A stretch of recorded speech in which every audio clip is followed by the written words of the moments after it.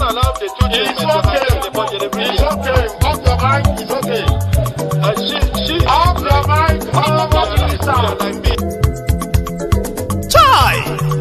Now wow, people wey suppose talk truth to power don off mic. And if we talk, now 500,000 they go sama us, call them hate speech. But fear not, my ego don't come.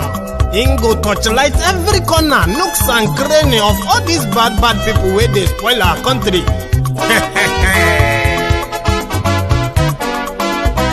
So my people make we laugh, oh, yo. My ego don't come, oh, yo. My people make we shout, oh, yo. My ego don't come, oh, yo. My ego don't come, man of the masses, oh, yo. My ego don't come, oh, yo. My ego diary politico, yo. My ego don't come, oh, yo. This one not the off in mind, oh, yo. My ego don't come, oh, yo. And in the touchlight every corner, oh, yo. My ego don't come, oh, yo. Okay, some people be they holla say they want the power. Chai, them be promise us say we go get light and power. Nah. Them hustle sote they can't get the power.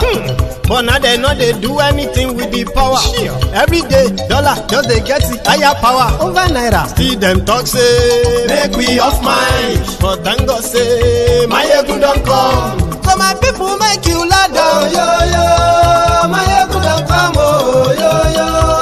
My people make we shout, oh, yo. My ego don't come, oh, yo. My ego don't come, man of the masses, oh, yo. My ego don't come, oh, yo. My ego diary politico, oh, yo. My ego don't come, oh, yo. This one not they off in mind, oh, yo. My ego don't come, oh, yo. Person where they do evil, no one make person talk. Them say that my egun, that man too they talk. He too they talk. Say my egun diary, he they hot like pepper. But every day then they take money in bulk. Woman picking, they the street they hawk. Still them talk say make we no talk. But thank God say my egun don't come. So my people make you laugh, oh, yo. My egun don't come, oh, yo. My people make you shout, oh, yo. My egun don't come, oh, yo. Man of the masses, oh, yeah. My ego don't come, oh, yeah. My ego diary politico, oh, yeah. My ego don't come, oh, yeah. This man not the off in mind, oh, yeah. My ego don't come, oh.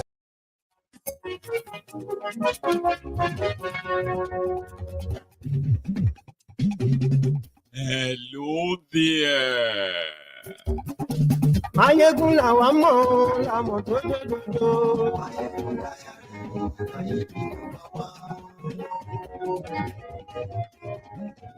Mayegun la wa mo la mo to do. Good morning to you. Good afternoon to you. And good evening to you from wherever you are joining us. This is Mayegun Live. You may have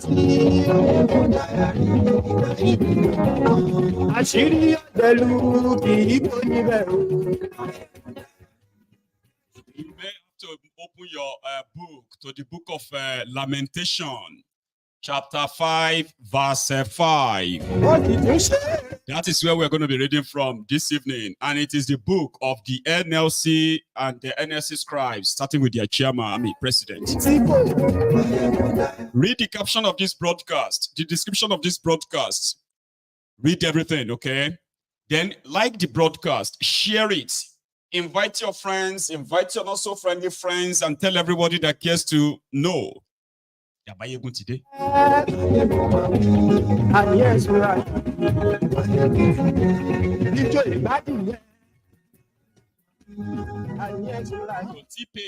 Thiefnubu's pain, painmenti, lamentation of the NLC. He fooled us, he deceived us, he misled us. Oh, Christ.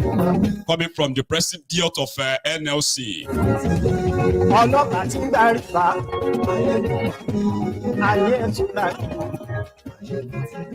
aṣòfin tí ń rúfin o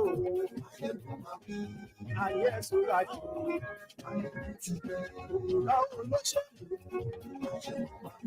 Not just that, it is becoming more hotter and hotter, steamier in Edo. Somebody escaped assassination attempt this afternoon. On top say they won't do election.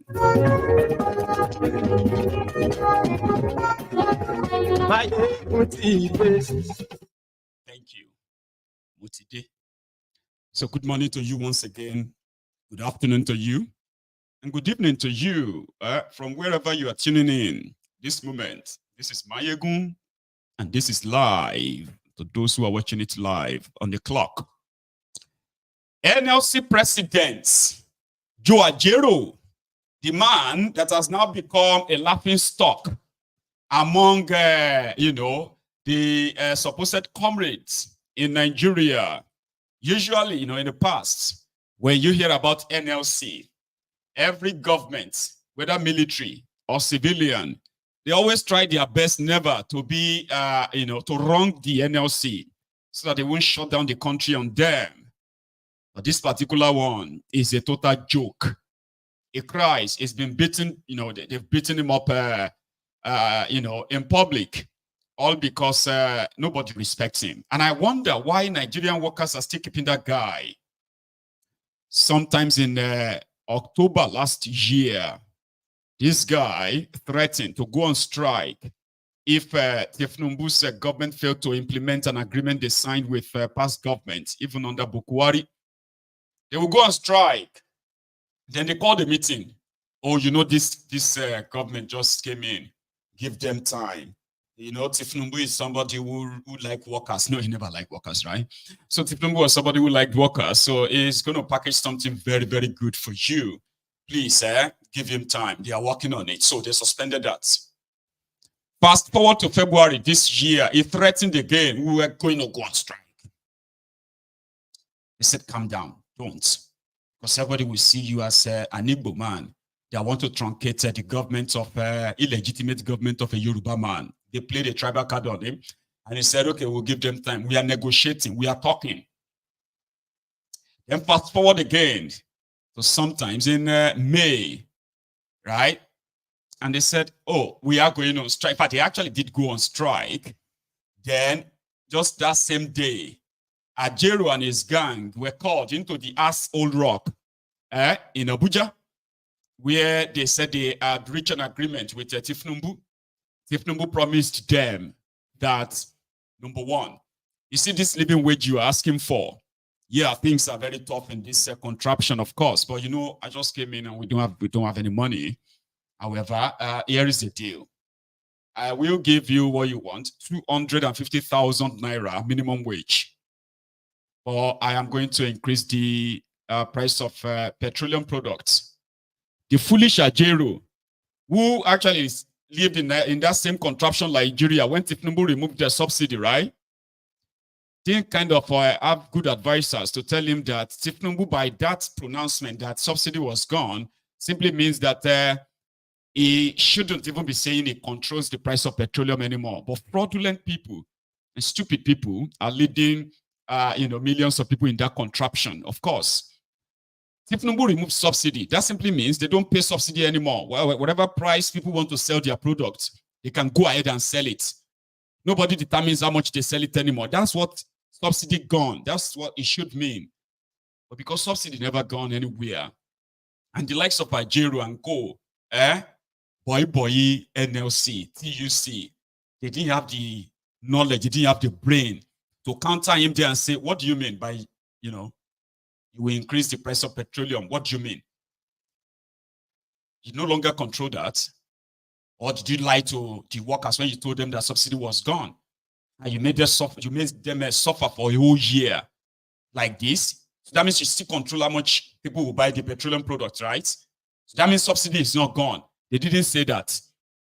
They said that Thiefnubu told them that if they wanted the subsidy, they wanted 250,000 naira minimum wage, then Thiefnubu will increase price of petroleum. And they didn't want him to increase that because they felt like people will suffer. Not only the workers, including those who are not NLC members, who suffer. What the heck? So because of this, they now said they accepted a 70,000 naira, $42 as minimum wage. Because they love Nigerians. They don't want Nigerians to suffer. So, today, Ajaero has been beaten up. He has been arrested. He has been molested. He has been threatened. He's almost like a nothing, except the name that he carries about, NLC president. That means absolutely nothing, if you ask me. He is now in the book of, is at the stage, what we call the chapter 5. Chapter 5, verse 5 of the book of Lamentation.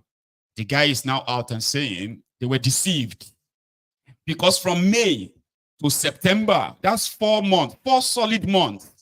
A penny has not been paid in this, their new promised minimum wage. A penny has not been paid. Thiefnubu promised them to pay some extra money on their salaries until they, they don't pay. Ajaero and gang continue to tell themselves that they are waiting for Thiefnubu to pay. What the heck again? So today, Ajaero come out and he said they were fooled. Thiefnubu fooled them. Thiefnubu deceived them. Because the price of petroleum has been increased twice between May and September 2024. Thiefnubu and his gang, they have increased the pump price of petroleum 2 times. Now, a liter of petroleum in Nigeria is being sold for 1,000 and more. And the workers that they promised 70,000, they are still waiting. A committee is set up to go and, they call them a tripartite committee, to go and work out how they are going to pay this money. They still haven't worked it out. Between May and September, Thiefnubu and his gang, okay, they've expended more than 60 billion naira on themselves. No joke. They've expended so much on themselves, right? Not appropriated money though, right? Ajaero and his gang are now more or less like, they don't know what to tell the workers. So he now came out to say, Thiefnubu deceived them. Then what are you going to do about it? Nothing. Really? Nothing? Because he didn't want, he wouldn't want to be beaten. He wouldn't want himself to be beat up again. No. He wouldn't want himself to be detained again. Rather, he's telling everybody, the Nigerian workers, we are powerless right now. We are dealing with, deceivers. We are dealing with manipulators. We are dealing with, people who don't give a damn, and they will do everything to keep it that way. So you are on your own. That's what their president is telling them right now. You are on your own. Maybe you would have to. He couldn't even call out to say, well, if you don't pay also, we're going to no, they're not born and well. They've threatened him. He's an Igbo man in a country where tribalism is the order of the day. Tribalism has been elevated to the highest office in the land. Now, he is no longer seen as the NLC president. He's seen as an Igbo man. If he dare try to bring the workers on the streets, he will be accused of trying to remove a Yoruba man. This blackmail has now stopped. So why are you still keeping him? The Nigerian workers, why are you still keeping Ajaero and his gang? Why are you still keeping, why are you still keeping them as your leaders? I would expect that before the end of next week, Ajaero and his gang are removed totally from the NLC, TUC, and every other organ of your national, union of workers, so to say. But that would be me, okay? So if the president of your union, who was supposed to fight for you, is now crying everywhere that he has been deceived and he has nothing to do or see anymore, other than for them to just tell the whole world to beg Thiefnubu to please pay us now. So he now said, with the new price of a petroleum product in Nigeria, that 70,000 naira they settled for is now a mockery. It's absolute nonsense. It's worthless. That's what he said. He said the 70,000 naira they signed up for with Thiefnubu is worthless now. A bag of rice is over how much? 90,000 naira. Some places you get it for 96,000. Other places you get it for 120,000 naira. Any country where we say the minimum wage cannot buy you a price. I mean, the price of a bag of rice is more than your minimum wage. It's not a country. It's a slave plantation. It's like a slavery plantation. And those who led you there, 14 million Nigerian workers, you were led into the slavish and slavery plantation by directionless, brainless, tactless buffoons parading themselves as your leaders. He is more interested in going abroad, flying here and there as NLC president, attending seminars that had no value to you. Your shege in Nigeria is now at the level of a pain that they have started calling Thiefnubu T-pain. T-pain. What the heck for the optimum time? Now, this is me feeling so bad for you, the Nigerian workers. And I remember telling all of you then that whatever it is that you are facing right now, this is just the beginning. It is going to get worse. It's not because, me, I don't have control over it. I'm just being honest with all of you. You do not have leadership.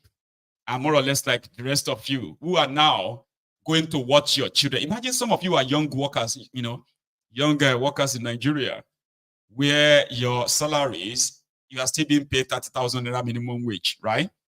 That is if you ever get paid at all. Your children can no longer attend schools. Your children are going to be among the children that will never go back to school now.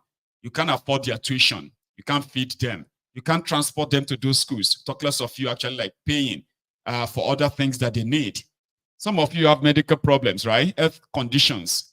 Now you are going to die slowly in the hands of T-pain, Thiefnubu. So who is going to fight for you? Remember telling everybody that nobody is going to fight for you if you do not stand up to fight for yourselves. If you still think our leaders are, who are your leaders? You do not have any. At this point, this is not even like they are bribing your leaders. No. Your leaders have become so tamed, conquered. You do not have any. And if you're still keeping them for any obvious reasons, right? Fine. This is just the beginning. NLC and the NLC scribe all over Nigeria. Your president says he's been fooled. These are not negotiators. These are a bunch of, inconsequential, ineffective, incompetent, lackeys. The best for you is to get rid of them. And possibly, I don't even know if you do still have radical comrades in the NLC. Because as it stands, you are dealing with a dictator worse than military. And whatever you are served, take them. Because when you talk about NLC, there you have those who are like the workers, like the health worker, no, maybe not health worker, yeah, health workers, and then you have the teachers and others, right?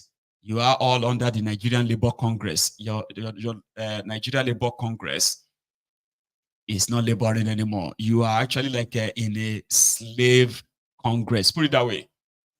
I want to feel sorry for you, but I will be pretending if I say I am sorry for you. I feel sorry for you. I don't actually feel pity for any of you. Because you make up the population of Nigerians, right? Who have the numbers to face these criminals. But somehow, you have been conquered. You have been defeated. You have been destroyed. Your self-esteem have been eroded. And at this point, you are all just existing for existence sake. So those who are like pensioners, or those of you who are still looking forward to become pensioners, listen to me. With the Nigeria that these guys are forcing on you is the one that is going to kill you. If it does it sharp, faster, that would be great. It's going to be done to you slowly. A lot of you are dying slowly, complaining of hunger. Imagine person will get job, we see they hungry. What about those who don't get job? Because when I look at those who have jobs, who claim to have jobs, whose take-home pay can never take them home. I have seen many. You have turned to beggars. Your children are out of school. Their lives, you are watching all of this. And yet, you have no kind of confidence to face these criminals because your leaders are negotiating. They don't talk about, at this point, you are on your own. What do you think 70,000 minimum wage will do you now? How much do you really think? Even if they pay you 250,000 naira. So I read it this afternoon that Thiefnubu has now agreed that don't worry that we haven't paid you now. We'll pay. They will backdate it to July. No, it has to be backdated to May. That's another deceit they are giving to you. They are telling the Nigerian workers right now that it doesn't matter.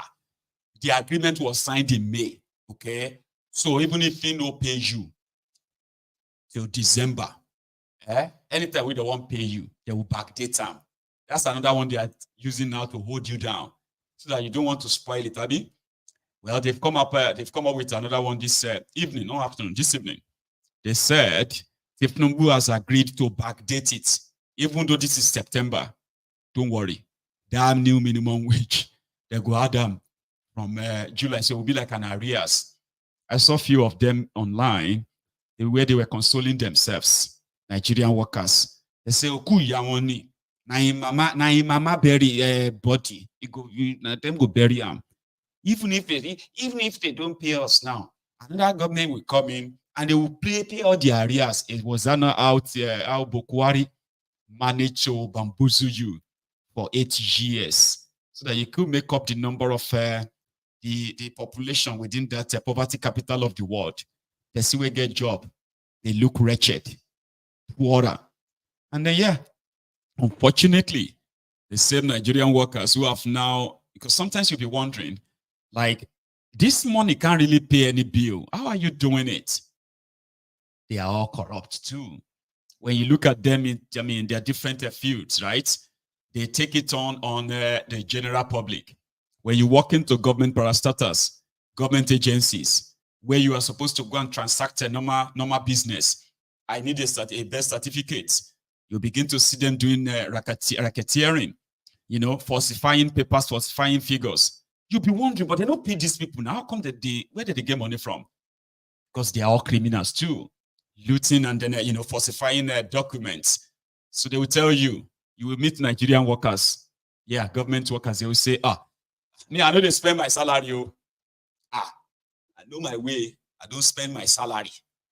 How much is my salary? My salary is just 175,000 naira. Shana, that one I go take care of my family. So they are part of the system, the rotten system, right?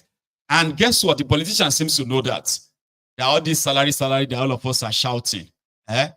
Average Nigerian worker is a criminal that will always, manipulate the system, not change the system in order to further enrich themselves. They will even tell you, Nigerian civil service or civil servants, they are called evil servants, by the way. Nigerian civil servants, if you see some of them, they'll be wearing one oversized jacket. Some will be wearing, some oversized skirt and all of that, dressing somehow. But they are a bunch of criminals within the system. They don't mind. They say, but they never paid their salary for the past 6 months. How will they take feed you yourself? How have you been able to pay your bills? Because they have been managing criminally. They have been shortchanging the system. And that is why I think, as it stands, a lot of you prefer that instead of going out to face these criminals, you rather just wait it out, since you can shortchange the system. The system, your salary is not what you are spending. Right? Right. Anyway, we are going to go to Edo State. Quick one, right? The thing don't get utter in Edo. But the guy who is not contesting, but trying to save his ass. Let me tell you something about Nigerian criminal politicians, okay? Whenever election is coming like this, that will be the time that you see them fight for their lives. And why? They need to cover their asses. Okay? I have not really seen much of Aswe. Abiana, I swear. So I've not seen much of him. But I've seen a lot of Obaseki, Obadonkey. That's kind of what we're going to call him now. It kind of look like a donkey though, right? So Obadonkey, as he has been everywhere. He's issued so many threats. In fact, it looks like more or less that he's the one running that wants to be the governor again, but he's not. The reason is this. When you run a system, when you run a state in Nigeria, you are automatically supposed to end up in jail. But what they do usually is that they always fight for their own successor. The reason why they fight for their successor is not because they want to sustain what they have done. Because what have they done? They have to loot and deplete their own people. They lie that government can't do everything at once. That's what they say. Especially to their voluntary slaves, the ones that will defend them by all means. Government cannot do everything. Right? So rather than let the people choose or judge based on what you have done, they will go to the bottom of the heart to ensure that there's somebody that will cover their ass, succeed them, or else their opposition may end up sending them to jail or making it difficult for them to enjoy their loot. Obaseki is fighting for his life, and I can understand. He is the guy who said that the election in Edo State is do or die affair. You are not running, mister. You've done your time. Why should the election be do or die affair? Obadonkey said, well, it is because those who are trying to come and take over the state from him, they don't love Edo. He loved Edo so much, and he's done so much. However, it's a do or die affair because this is not just about an illiterate Okpebolu. What's that one's name? Okpebolu, whatever. Anyway, so they said that Okpebolu is not the problem of those behind him, because they will deal with him. Obadonkey. Don't take offense. So if you want to take offense, maybe you take offense, knock your head for gate and all of that. I've been kind of, trying to not. Anyway, I don't care now. So Obadonkey was on our seat. Like I said, it's not the one contesting, by the way, but it's the one everywhere. So Shewun got a hold of him yesterday. And it was like, why would you say the election is do or die affair? I said, listen, this guy that could barely express himself is being pushed by the former governor, another thief, Oshiomhole. Oshiomhole, who is also a senator, is a godfather, right? And Oshiomhole has brought the federal might to Edo State to make sure that whatever it takes, everything that it takes, Obadonkey and his own godson, I swear, they would leave the Osadebe House. Is that the name of the government house in Edo? Osadebe House. Anyway, so he said he's done so much, he's done so well, that he realized that the Nigerian police is working for the APC. Can you imagine? APC candidate is using the Nigerian police helicopter to campaign. That tells you all you need to know. Okay, and what they are up against. He said that Oshiomhole has a 2 APC. This time is not the party. It is armored personnel carrier. War, no deal, but they carry APC. According to him, they have 2 APC protecting Oshiomhole's property in Edo. Why would they do that? It's because they want to come and take this state by force. Hey, you've done 8 years, right? Let the people kind of choose who is going to be their governor, okay? No, we can't let that happen. Because you see, he's probably going to have to live the rest of his life on the run. Kind of. He won't really enjoy whatever he's managed to steal or loot or diverted from that state and his own sujis. To cover his ass, I swear, must become the governor by all means. And if it means them having to die to achieve that, they would achieve that. Unfortunately, 4 years ago, the same Obadonkey enjoyed something that was so unique. Despite the federal might as well, the Edo people stood behind him. But what did he pay them with? Eventually, more lies and lies. Well, let's go to Edo State, where he had this chat with Shewun. The first one was, what have you really done in Edo? His response. Since you got into office, you've received in excess of over 100 billion as a governor. What have you done with that? Some roads, your opponent will criticize you to say they are in a devastating form, and you can list a whole lot of roads in Edo State that are being devastated and left in and now it's in fact raining, and some of these roads are impassable. So if you say you've gotten this loads and loads of money. How do you defend to the people of Edo State who voted into office that this is what you use their money for? Well, I think it's rather sad that you evaluate development just in terms of things, infrastructure like roads alone. You know, roads are important, but they're important for a purpose. What do they do? Why do you build infrastructure like roads, electricity? Why? It's to improve the human conditions and human circumstances. In the case of Edo State, it's on record. The data is there. There is no government in Edo State that has built as many roads as my government. Over the last 8 years, we've built in excess of 1,400 kilometers of road. And what is interesting about these roads are they are internal roads to Edo State. Edo has a very significant opportunity in terms of its location. Edo is at the hub of transportation in Nigeria. So you cannot go from the western part of Nigeria, from Lagos west, to the east, or to the south, or to the north without going through Edo.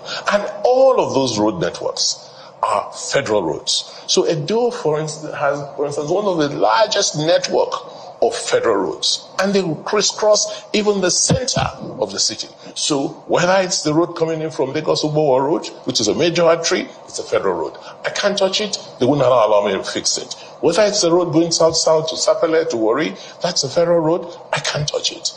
And the federal government will not fix it. Whether it's the one going to the north, the Auchi Road, Akopaba Road, these are all federal roads. Even when we've appealed to the federal government to allow us, it hasn't happened. I'll give you an example. But states actually construct federal roads and get repayment later on. No more. It used to be, but not anymore. And I'll tell you, we've even had some more interesting road financing for roads. Take the Benin Asaba Road, right? We joined the concessionaires to be partners with the concessionaires so that that road can be fixed. Money has been raised, but for 1 year, the federal government has refused to give final approval. So what do we do? So what we've done instead is to build our own alternative state roads. So if you are going to Edo North, for instance, today, you don't have to go through the main federal road. You just go through our roads, the ones we've constructed from Sobe to Sabongidaura, for instance, going into Edo North. On the eastern flank, ditto the same thing. So we're constructing alternative internal state roads. But these roads are often flooded, Governor. Not the ones we have designed recently and built. The roads you will talk about are maybe the roads in the Ajaero when they were designed and built many, many years ago. They didn't have need for drainage. But today, there's been 2 master drainage plans and studies and construction that has occurred that we are now using to plan construction of roads. Do you know the name they call you? Mr. MOU, the MOU governor. Yes. You signed a lot of that. Yes. Well, how much of that have you practically bring to bear? Very interesting, because the president just came from China and he signed quite a few. You can tell that it's just a bunch of useless man. I know all his supporters who are watching me right now will disagree, but if they born you well, right? Come and defend him here. African Wahala. Because I know, you know something about Nigerians, right? They usually have their preferences. My criminal is better than your criminal. My thief is better than your thief. And a lot of them will feel kind of like, what are you saying? What are you saying? If you see them here, as usual, please get rid of them. Thank you. I have a lot on Edo State, and his worst, or his own worst, it was a guy. Okay, it was a guy, or should I say, Oba Donkey happened to be a guy that came with so much prospects. He's educated. He's a business guy who has been in the business world. He's a smart guy. But it is Nigerian political terrain. It's just a matter of time, right? Before he fell into that same hellhole of selfishness, greed, and self-centeredness.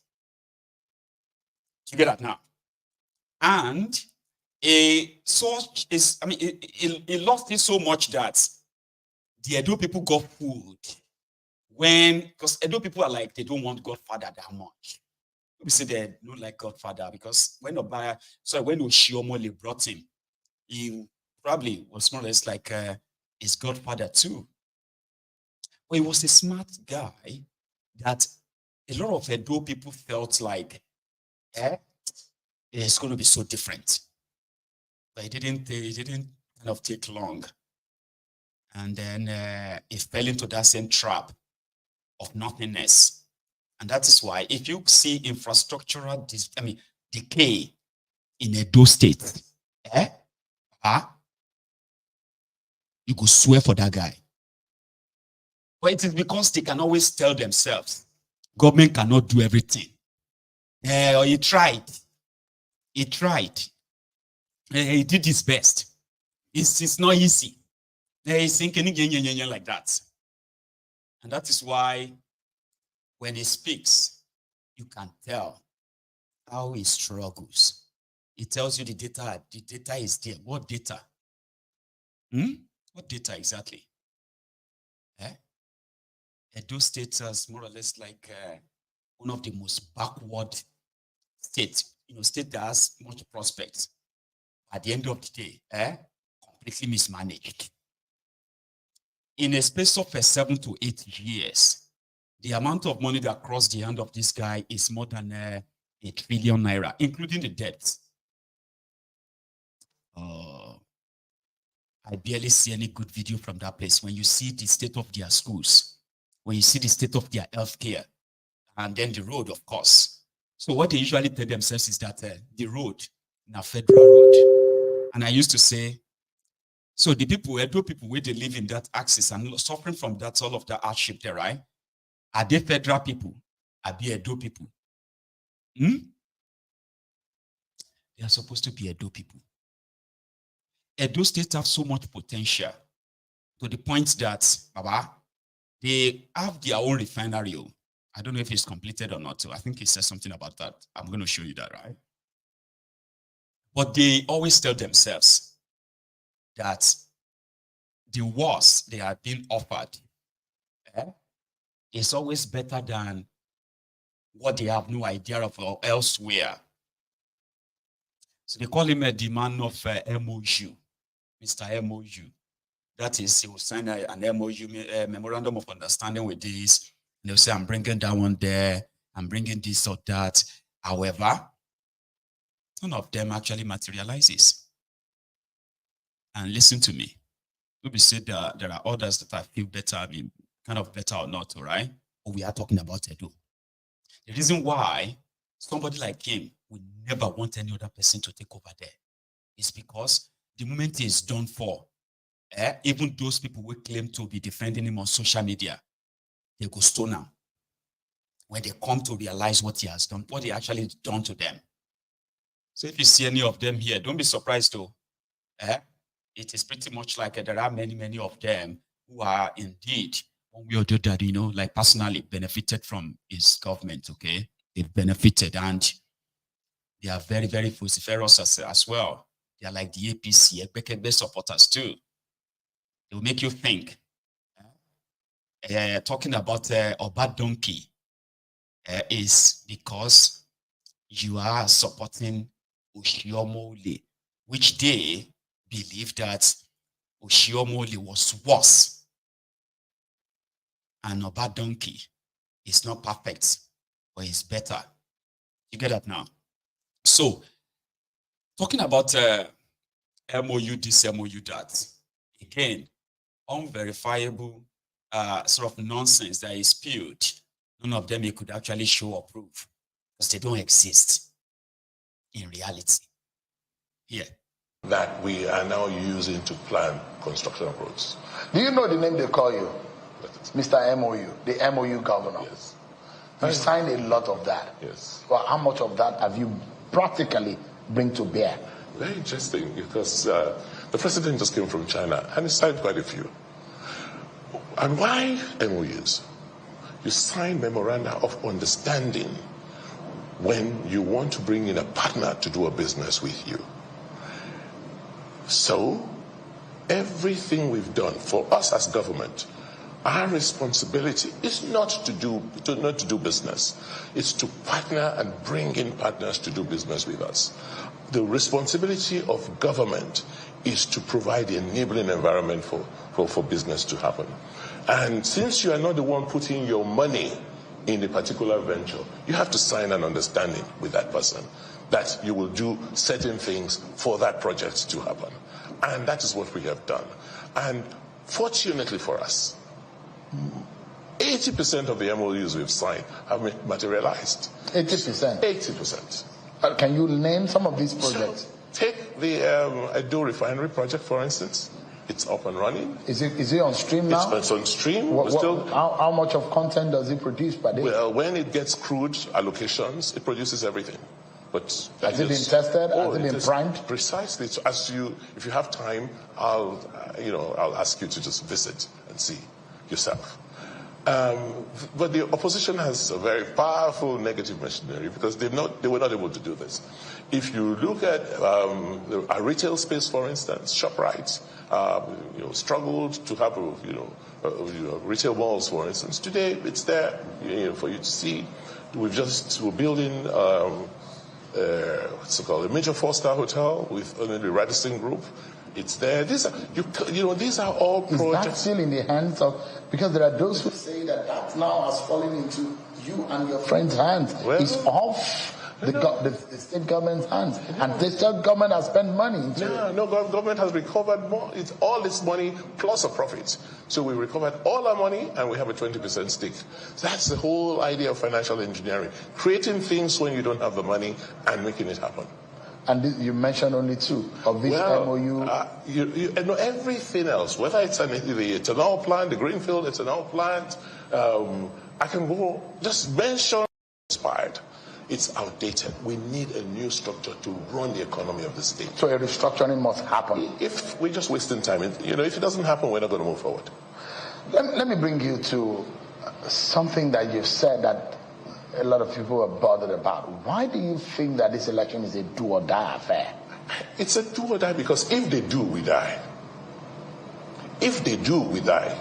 The level of impunity, the level of recklessness we see in the opposition party, if they take over Edo State, finish, that's the end.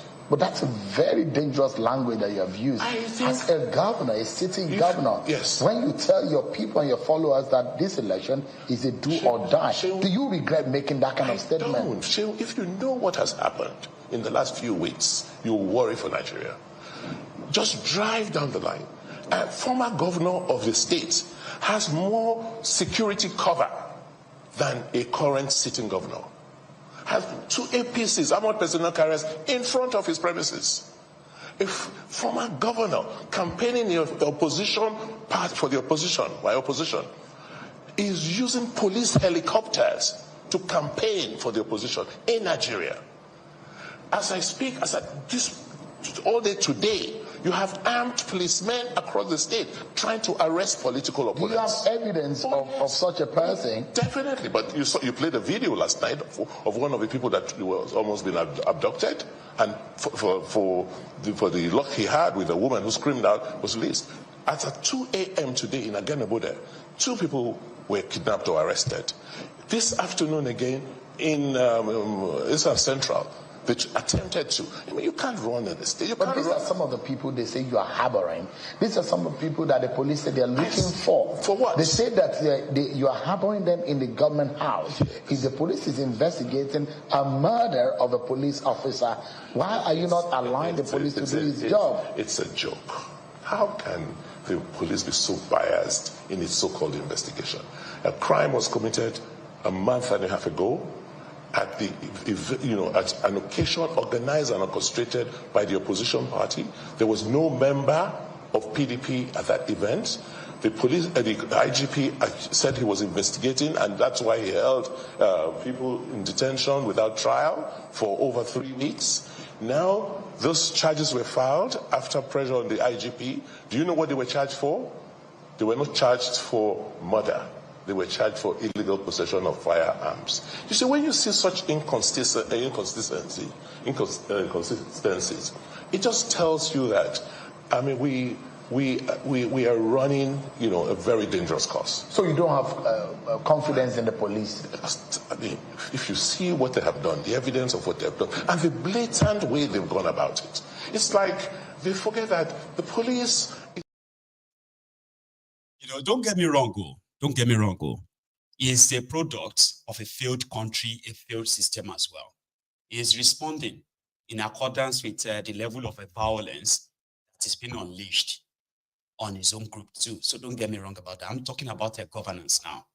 Okay, there is this impression they give them. They said, that Oshiomole is the one that was funding Kabaka and gang. So the likes of Oshiomole's supporters, okay, they are considered as cultists. They are considered as Agberos, who goes about extorting money from people forcefully. So when Obaseki started fighting Oshiomole, he put together his own group too, which is kind of drawn from the same, poorly run, people in that state. They put them and they call them the Vigilantes. They set up, they train them. So their job is to give violence for violence. If Oshiomole's guys think that they have this monopoly of violence, then they should think again. So, normal Edo people who come from Edo, who are on his side, to them, he has brought relief. It's like, let's say Ambode. That time that they wanted to remove Ambode. If Ambode was like a smart street guy too, instead of falling into Thiefnubu's machination and coward, let's say he just pull up and pick up on other thugs that are ready to be loyal to him, or from the pool of Thiefnubu's thugs, because it's like Oshiomole managed to control some of the thugs, Kabaka and Co, some of the cultists and all of their court boys who are armed. So it's like you are able to pull some of them to your side, okay, and then harm them. Since now madness, they take your madness, So to some Edo people, that was a bold move. That's a good one. Remove Kabaka from all this it's like removing what's that guy's name? MC Olueron and others who are like murderous guys in Lagos, right? Get rid of MC Olueron, get rid of all these Thiefnubu boys from all the car park, right? In such a way that some of them have to leave the state, run away. Okay? So to some people, yes, he's a man. For him to have the audacity to confront the deadliest group of people in Edo. And that's one thing about Nigerians. Nigerians are not interested in you having conversation around policies. They just want strong people, strong men. All right? Because they know that the reason why Thiefnubu is strong is because Thiefnubu controls tens of thousands of criminals. Okay? So if anybody want to be respected, like Thiefnubu, then you must kind of weigh the same violence. And if you can do that, you will become the new hero. Like a lot of people will automatically just like you. That you are stealing from them, that you are kind of looting and mismanaging the whole place, won't really matter per se. In fact, they will be the one giving excuses for you. They will be the one to tell people that he's trying, he's the best. There are some people in Edo State that will tell you that Obaseki is the best. Best in what? They can't tell you. Best in education? Best in infrastructure? Best in security? No. Violence is still there. But the fact that he's got his own guys who are ready to stand, hit anybody, chase anybody away. So today, what Oshiomole did was that they brought in the police, right? And they started pointing at some of his loyalists in his own vigilante group. Okay. Some of his they were able to point at them and they picked them up. I can see Polapenga telling us that they've arrested 35 supporters of Obaseki. What did they do? 35 supporters of Obaseki. What did they do? Are they like your normal regular people? Are you being honest? Are you being honest? I'm asking you. That the people they picked, they are just like me and you, normal people like me and you. Is that what you're saying? Of course not. If they tell you that it's going to be do or die, it's because he's got his own guys armed, ready to confront anybody that Oshiomoli and gang will bring. And guess who are the real victims? Ordinary Edo people who are always kind of getting caught in the crossfire of their fights. And in the process, it doesn't matter if you are stealing from them or not. The fact that you can stand and challenge the man who thinks is the godfather is above everybody, that alone makes him a hero to some people. When you begin to probe governance, they go to make things up and tell you that you cannot. Do you want him to go and construct a federal road? Okay, what about your own main inner roads? What about the roads from all the farms? Do you know that Edo State is one of it's one of the highest producers of cassava in Nigeria? I'm talking about cassava, and people they grow cassava everywhere. But that of Edo is extra. But they have been suffering from the Fulani terrorism, suffering from other criminal activities that have made it difficult for these farmers in the Edo State, right, to really function normally. And they will tell you it's not his fault now. That one is not his fault now. So you want him, is it the federal government? You are being dishonest. A lot of you are so dishonest. And that is why I said, somebody was saying that in that comment that maybe you should come and help INEC. I don't get dog in your fights. I'm also from a state that is so mismanaged. And guess what? Ogun State is one of the backward states in Nigeria with all the potential that Ogun State has. Go to Ogun State. If it's a big cry, you will cry for us too. So I'm not kind of trying to be like a sanctimonious here. I'm just trying to show the rest of you that, you may be comfortable with my criminal is better than your criminal. My thief is better than your thief. And you can give all the excuses you have in the whole world. And that's what actually makes these guys last this long. They will last forever. Because a lot of you are willing and ready to actually speak for them, defend them because of where you are coming from. I mean, what is going to be the template? I remember when we do say, that people need to fight for good governance. Say, where are they going to see that from? Like, what's going to be the template? People that they don't understand what good governance is. They have no idea what it is like. So wherever they have been offered, they can only compare to what they had the last time. And they tell you that this one is still preferable. It is still preferable. You go tell them that, but you deserve better, man. It's the best. He used the word best for a bunch of incompetent criminals like that. So yeah, I'm just trying to point that out, okay? Tomorrow, they say it is like the contest of the dwarfs. When the dwarfs are contesting, say, I'm taller than you. This one is a taller. Say, well, you are all dwarfs. That's not different. That's not different. Unfortunately. Right? So, and then they turn around to drop something. Here is somebody that is trying to kind of pretend to be different, which is obvious, right? The Labour Party guys. And then boom. They said that the Labour guy don't drop out. And he has now dropped out for Asue. Obaseki's, what do you call it? Obaseki's stooge. Why do you have to go around and then it drops and say, okay, somebody has stepped down? So this is coming from Obaseki's guys, and it is all coming out of a desperation. A lot of them have told me, Mayegun, Obaseki's PDP is going to win. I say, okay. Maybe it's always about the contest of the best rigger. Let the best rigger win. Is that not what you do? Do you think it's an election? Do you really think so? It's going to be about the best rigor.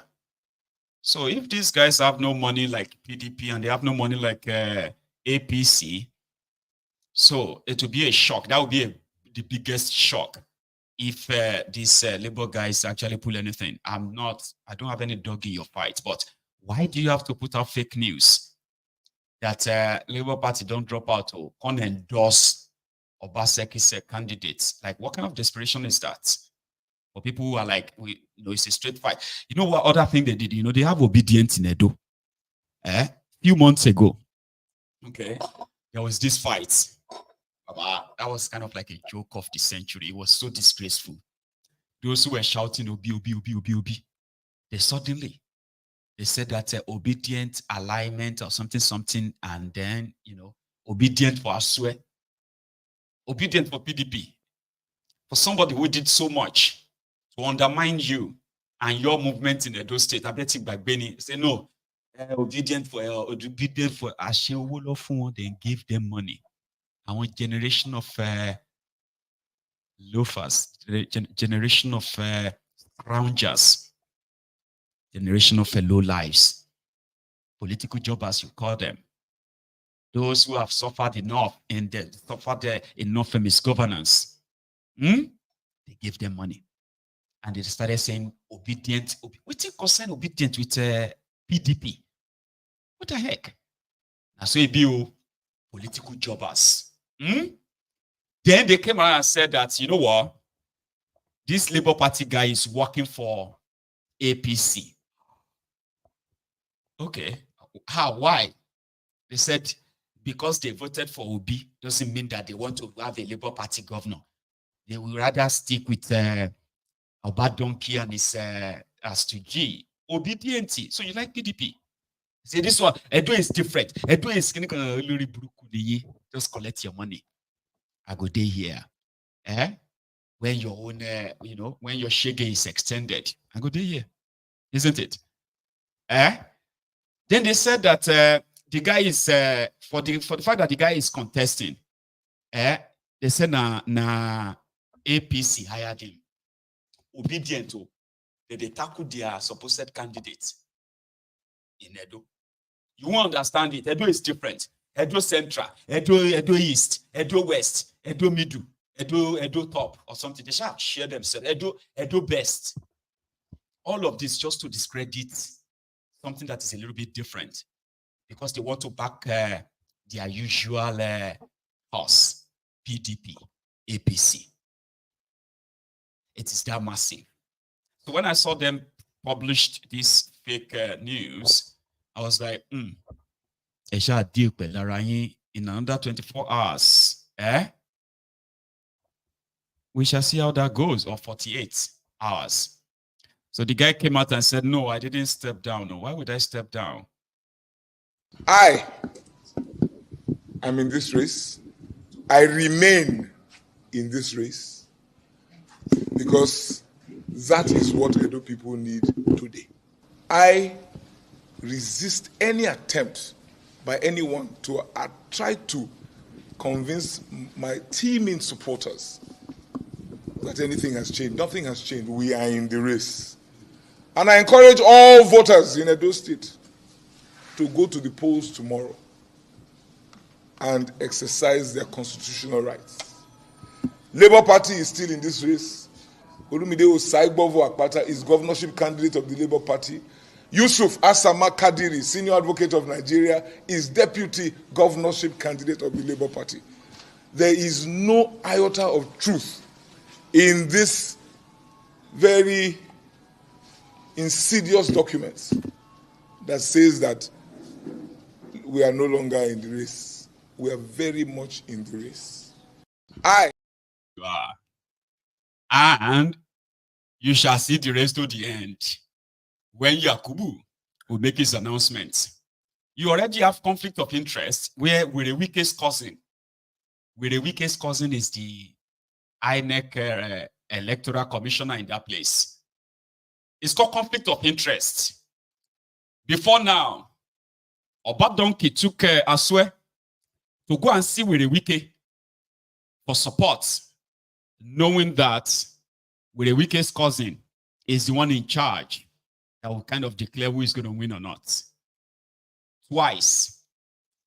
And with the weakest said he declined because Oba Donkey bit the finger that fed him when Oshiomole was to show him the door in 2020.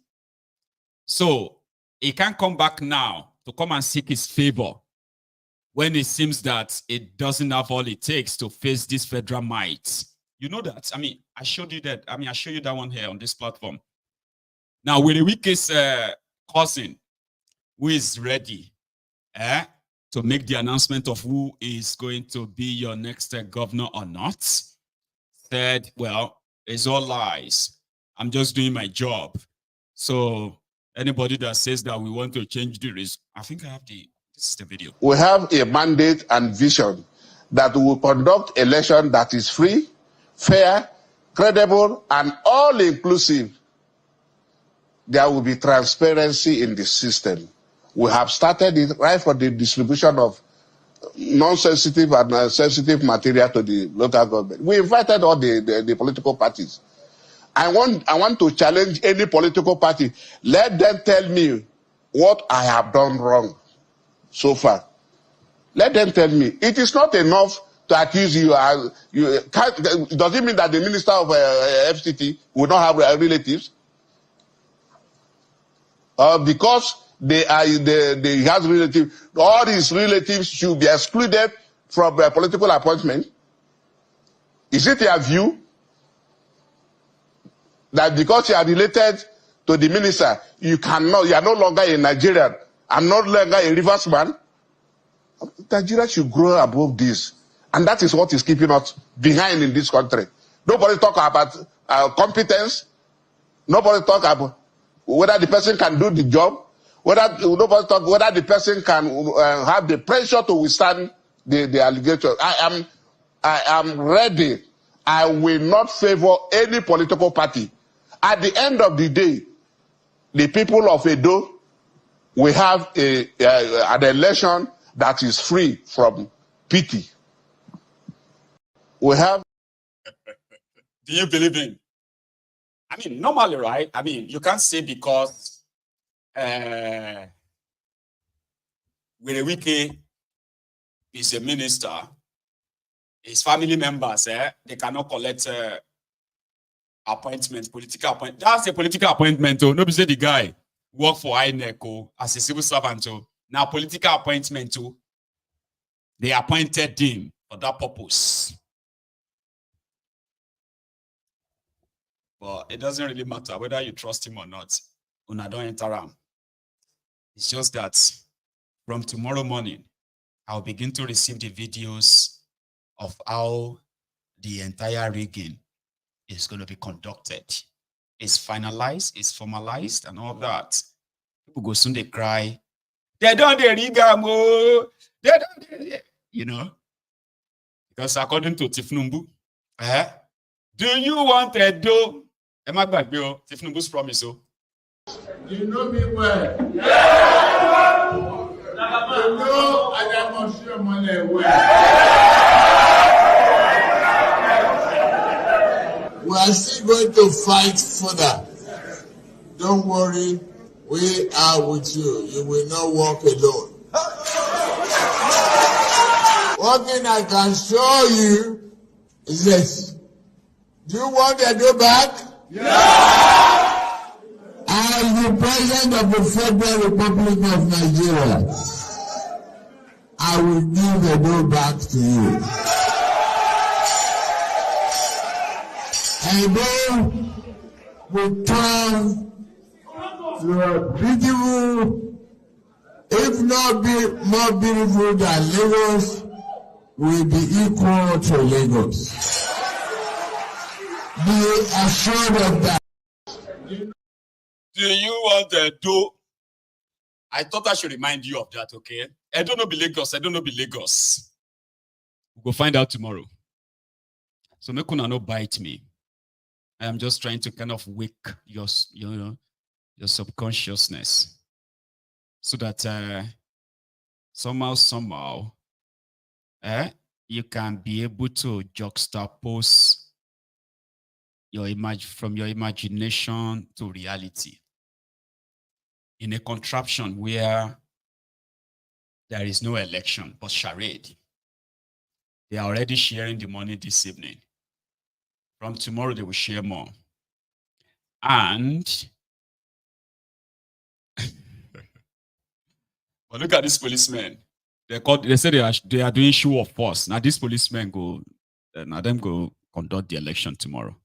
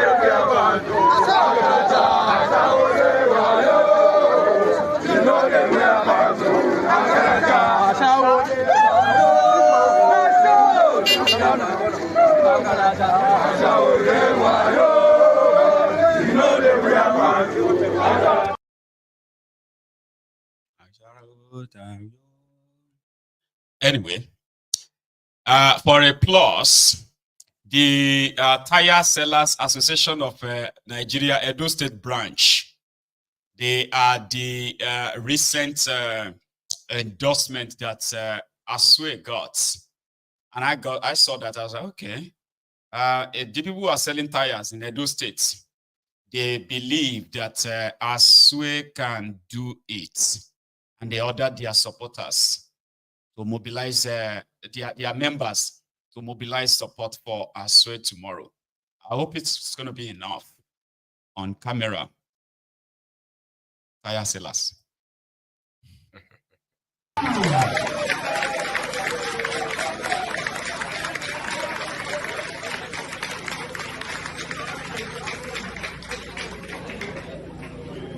am here standing boldly to welcome every one of us here today because we have in our midst the wait and see governor.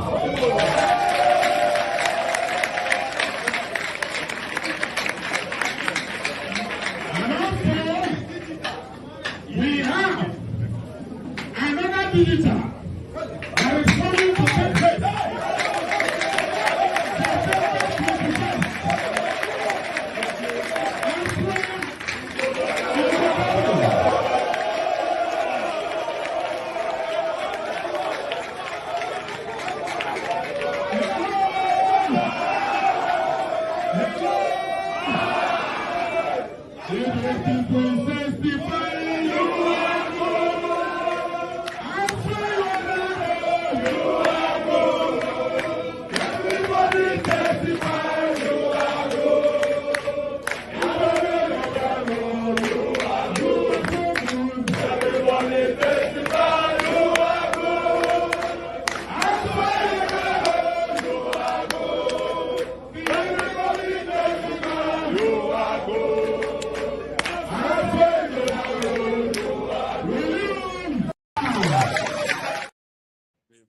Testify you are good. Even on this program, I have a Templar here from Anambra who said, Asue is better. So the tire dealers also says, you are good, you go Dalo, you are good. Asue, you good. Oh, no, sorry. People testify you are good. Niger. Anyway, enough of that, Edo. I just quickly stop by in Ibadan. So you see this man, it be like the sea where they walk like elephants, on the chop like ants. How can you be working as a taxi driver making about 20,000 naira every day, only to spend 17,000 of that on fuel? And the remaining 3,000 naira can't even feed you and your family. I will cry if this was me too. In Thiefnubu nomic. T-Pain Nigeria. One is Sira, he reported 4,100 naira. He was for 20,000. He was 3,000. And Monmato, he robber, one is Sira Lata, you go back, busy. One is Sira, one is Sira Kama. No, Mungo. Nigeria. Yeah. Kodawala, Alaba Ibada, Alaba Kwan Kwembe, I want to let you know Kwembe. Oju Imadalibu da Wembe, Kwa Yibada, Yan Dewa, Yoba Osuma, Ilunke, but whatever you want to say, one, no, you didn't want grass, Ebony, Ebony Grass, Kwa Yibada, Taba Yib, Emini Wahab. Thank you, Jare Baba Wahab. Frustrated driver is the owner of his car, his taxi.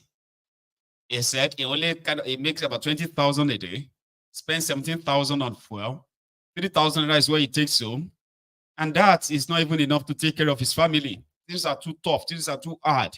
Imagine if you can't be person go collect installment taxi. Installment taxi inside that contraption, now die you day. And this is just the beginning. He said everywhere he's been to, because, he's somebody who kind of carry passengers every now and then. And possibly Nigerians are always talking in his taxi.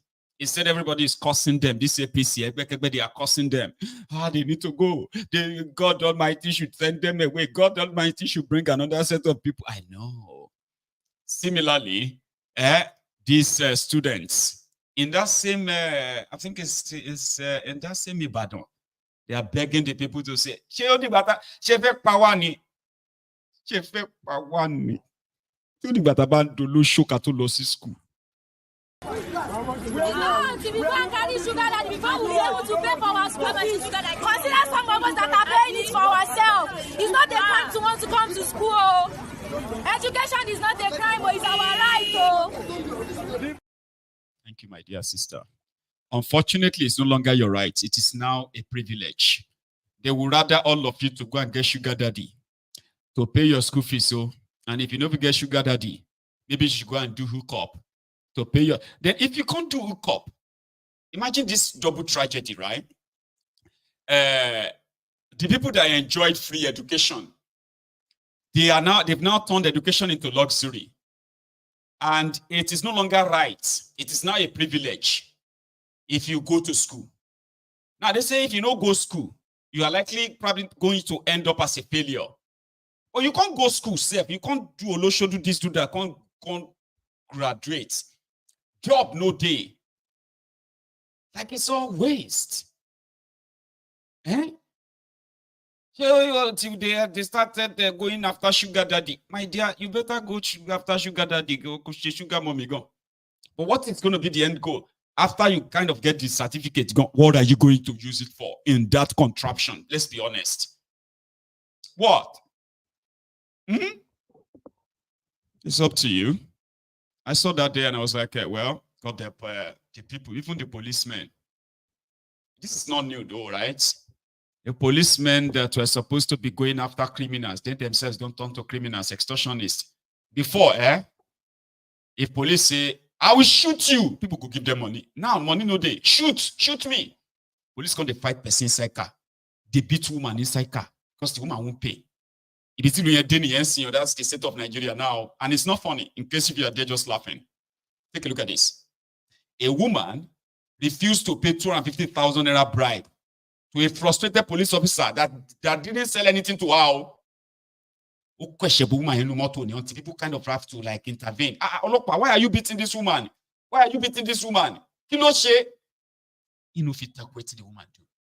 Everybody frustrates. Il te propose.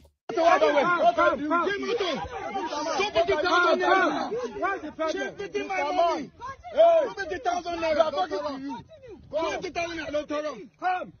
problem? Come here. Come here.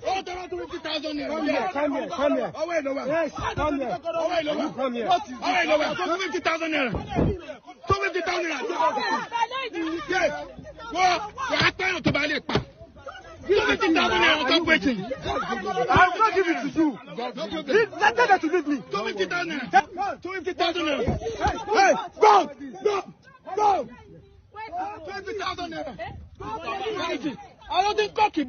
What is that if I shoot? Why is that? Not you just come. 250,000. You just come. Whiskey. What is that about? Come here, Yaki. What are you about? What are you about? You don't need to drive. Yes. What are you about? Give my money, Aki. What are you about? Mommy, me. Yes. I can record. What are you about? Yes. What are you about? Mommy. Am I phone anything? On my phone. Yes. Sorry. What are you about? Mommy, me. Yes. You blame yourself. No problem. You blame yourself. What are you about? Mommy. Blame yourself. You blame yourself. You blame yourself.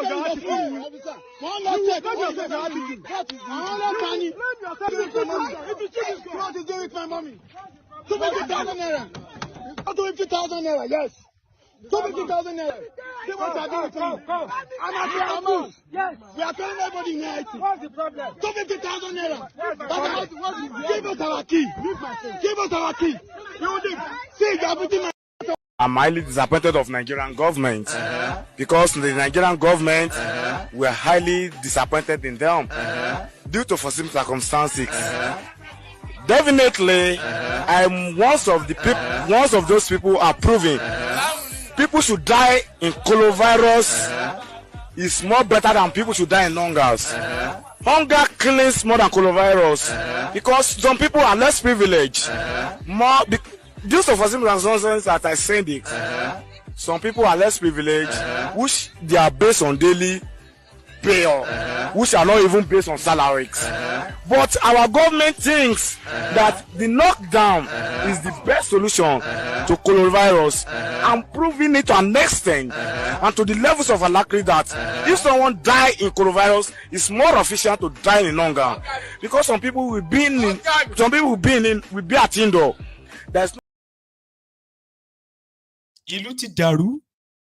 It depends on, you see, it depends on if you are the victims that is being recorded now.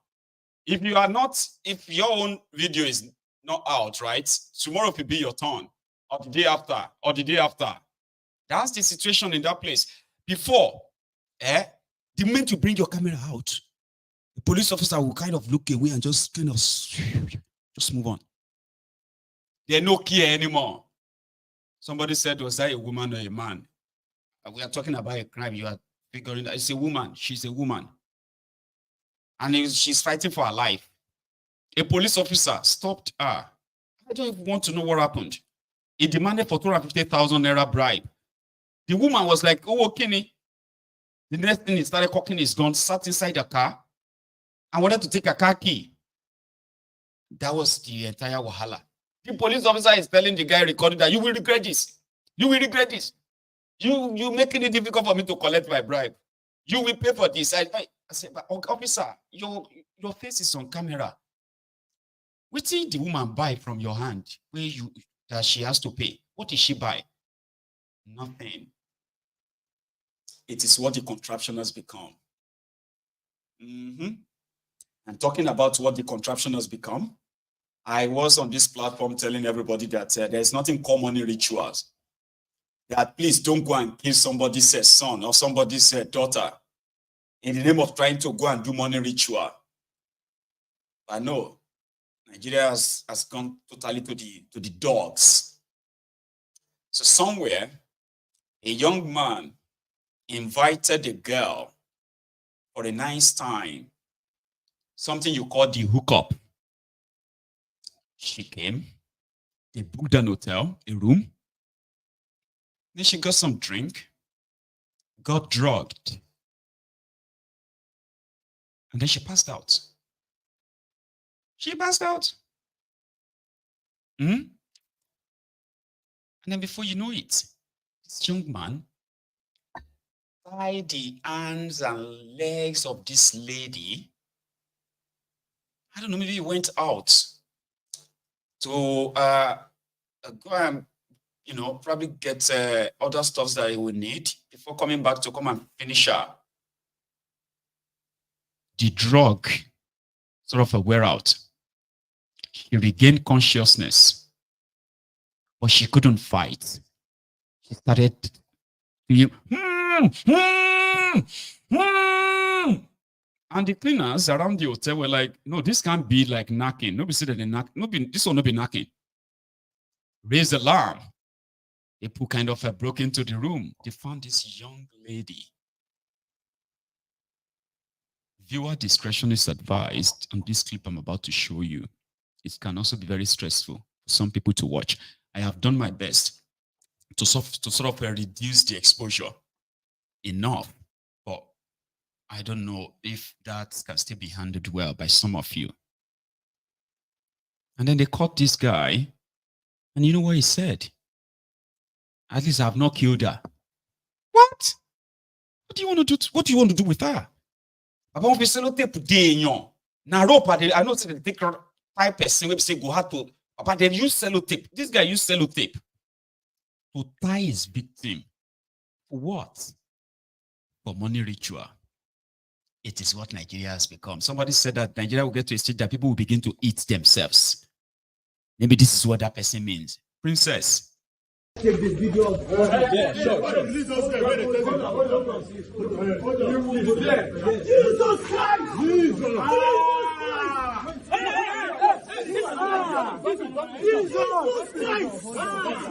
This is an organization. Jesus Christ! You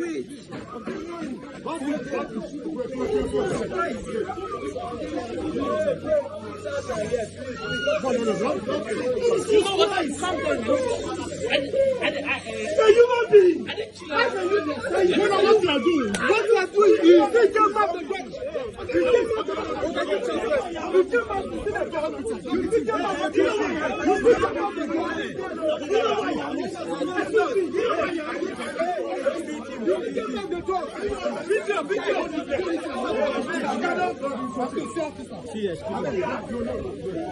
excuse me, wait. Come on, my friend. Stand here. Come on. Okay, don't beat him. I'm not doing that. We push him and catch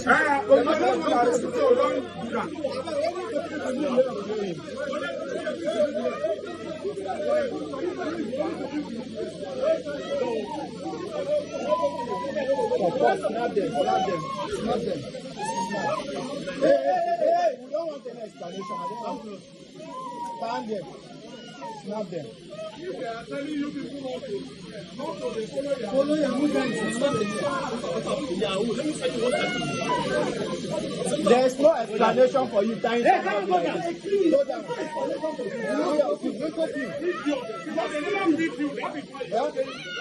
You don't video about. You know it. He said, young man, that's not going to go. You know this guy where they clean room. If I don't go, somebody shouts now, we can't be person. Like that, they where they clean room, don't die. That's why you will finish this place here. Before you go to release, then he said, continue to come on me. Then the whole thing go answer bad name.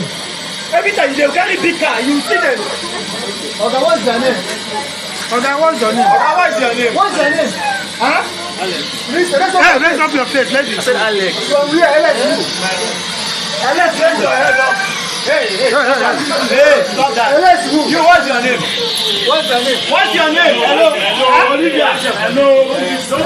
Don't talk to anybody. Hello. Nobody please.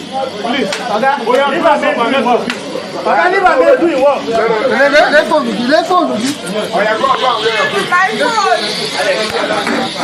Guy, go wear your clothes. Hello. Wear your clothes. Guys are clothes. I'll give it to her. Look for her face and give it to her. Wait. Guys, okay. Don't worry. It's okay. You guys take it. Oga, come. Before you do some people, you must have gone to that. What you say? Come and explain to us. What happened? What happened? Explain to us.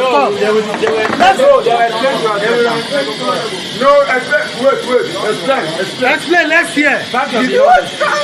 What happened? When I go here, okay. Asking me questions. Hey, wait. Just tell us your name. What's your name? My name is Olivia. From where? I'm from Imo State. So when I go, Where are you from? Imo State. Okay, wait. Hey, come on. Hello. No, I'm not hearing explanation. How do you meet him? Oh yeah, let's go. Carry on your problem before, please. Thank God we catch this guy. The video, don't touch anybody, please. Don't bring the guy. Take this video. Lucky girl, you say. A young man invited a lady for a nice time at what looked like a guest house or so, with the intention of having, his intention was to kill her, right? Well, I don't know what happened. That he couldn't do it there. Went out, and the lady was screaming, enough. Man, she was gagged. And she is sellotaped, and it taped her mouth, taped her two hands, taped her two legs naked in that room. And she woke up unexpectedly. So what you would have seen is, they would have dropped her body somewhere. After they must have taken some vital organs in her. Yeah? All for what? For money? A country that has become so barbaric, filled with... Anyway, Professor Lumumba has this to say about what these criminal governments have done to our own citizens, our youth.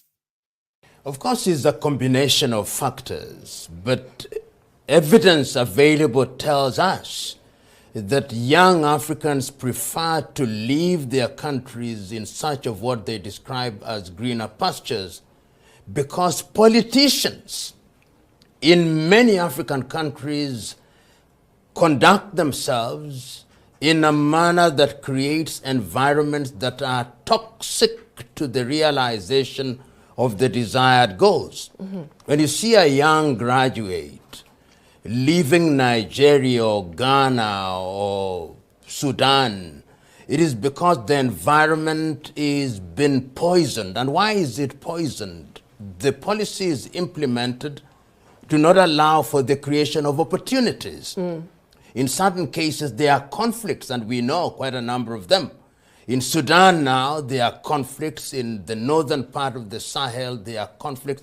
Therefore, it is the politics of the day that creates environments which do not enable circumstances to arise that give young people confidence that they can do well in their countries.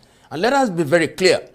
We are not saying for one moment that migration in and of itself is undesirable. What we are talking about is irregular migration, where young men and women are crossing the Sahara Desert and in an attempt to get to Europe and America get drowned in the Mediterranean Sea. Some of them even go to the Caribbean and try to get into the United States of America or even into Asia.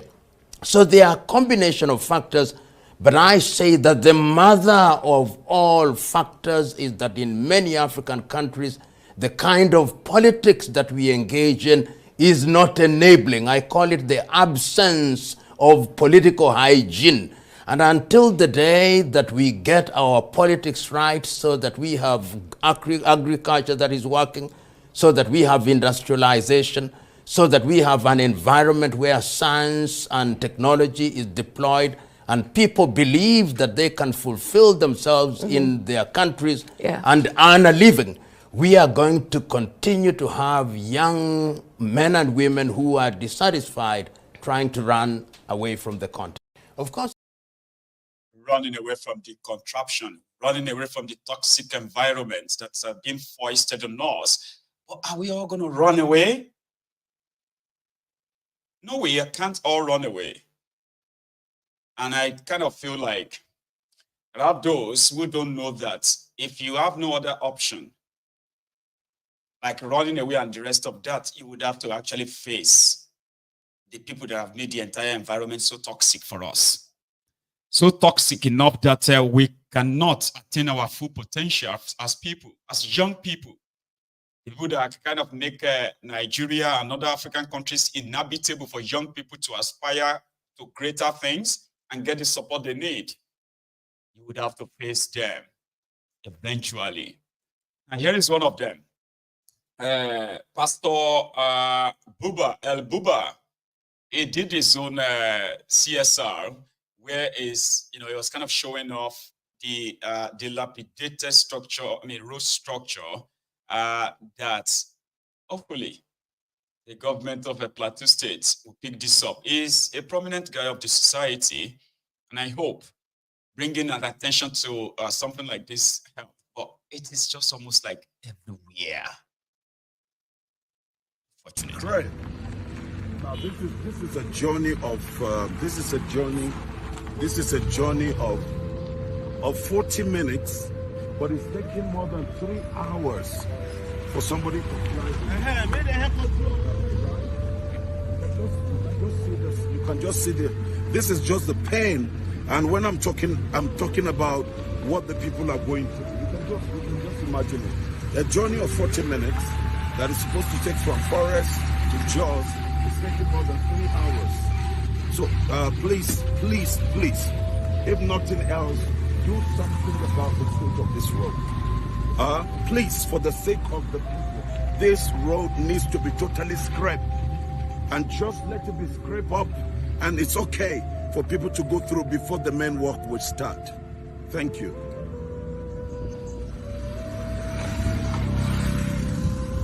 It's great, instead of being arched for now, so that we can manage what is here. And please, this is my appeal, and I'm grateful that you responded to the true situation. People are going through hell on this road. A journey of less than 1 hour 30 minutes from Akwanga to Jos will take about 4-5 hours.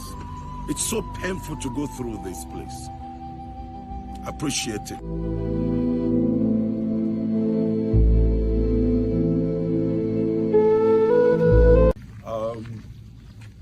Minister, you can see I'm just taking you through for the past. This is almost now an hour. You can see where you are. Just imagine it. This is a ditch. This is just a deep ditch here, right? And you can see them. They are all over the place. These are all ditches now. And this is what we're saying, that this road doesn't need to be patched. What they need to do is totally to scrape this road, to scrape it and leave the hard one. The people who can manage with this. But this one, you can see, one just goes through so much pain. A journey that by now we should be closer to Akwanga to connect. But look at where we are. We're still far away from where we're supposed to be going. Just look at it. You can see these are death traps. And the bump, the thing is so sharp. I've lost how many tires on this, just this road. You can imagine how it takes what we're going through. These are all ditches. Look at it. And from all the way, look at it. All the way, this is what we're going through. So please, we are asking that this road should be scraped. This road should be fixed so that this is the road that the entire northeast fly this road. The entire northeast. All right? So please, whatever needs to be done, you need to just do it. This is something that needs urgent attention to fix it. And Nigerians, we keep praying that God will help. You can see what the plight the people are going through. This is extremely, very, very painful. So I appreciate, and we will appreciate. It's great. So they tell you that the hell that your religion told you or so. Is that contraption Nigeria? Some people would take offense. But who cares? It is the Algeria, like somebody just said, Algeria. People can actually have it better if you can hold these criminals responsible. So it will remain a wish. Now, here is this. Okay, hang on. I think I'm going to start with this Benue governor. Director's Court. This is your state. So your pastor, being a reverend governor, was in Old Rock today. And he's giving the report of Benue that, thank God, Benue is peaceful. Now, I think I haven't had any crisis in Benue for a while. And it's commendable if this guy and other things he's saying, if they're actually true, right? Here. If our basket was not full, to ensure that we fill it up to capacity. So we've done a lot of farm yields.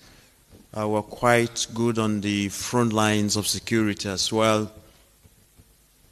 There are a few skirmishes here and there, but at a very large scale, we are good. We are quite good.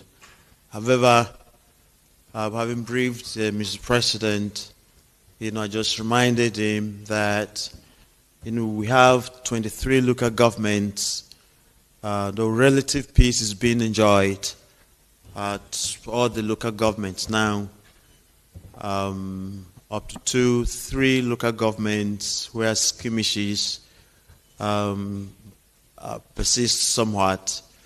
We need to give the closest attention so that we get rid of all the skirmishes completely.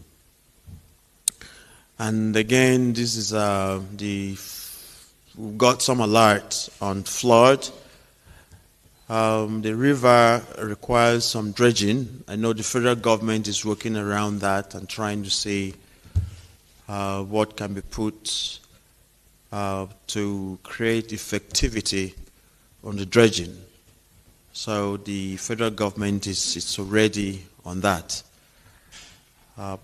Oftentimes in the rainy season, when we get some alerts like what we have now, that the dam at Cameroon might be releasing some high volumes of water, there is some anxiety of the flooding.